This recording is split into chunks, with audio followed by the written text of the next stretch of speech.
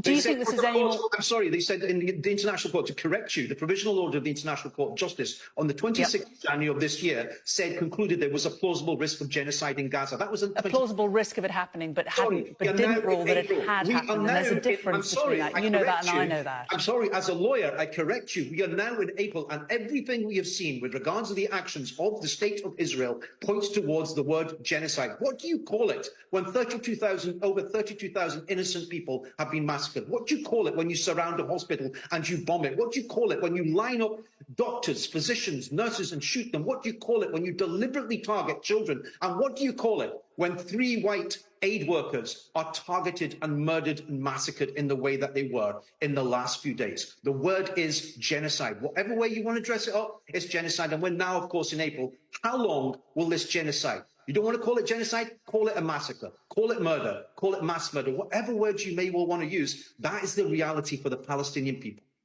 Do you think this letter will change anything?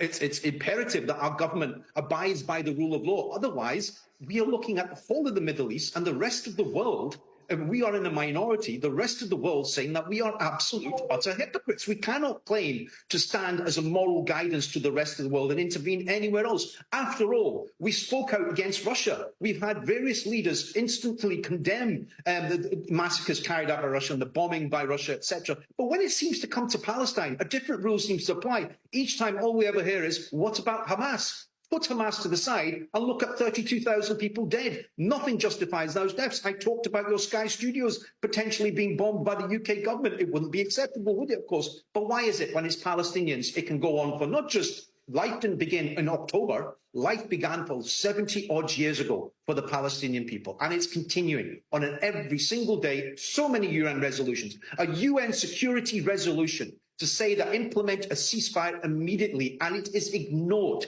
It is ignored or it is opposed. Why is that? Why is it that when we had Iraq, why is it that when we had Syria, why is it when we had Libya, we had UN resolutions that apparently were ignored and we bombed those countries, we invaded those countries, yet when it comes to the state of Israel, they can do whatever they want.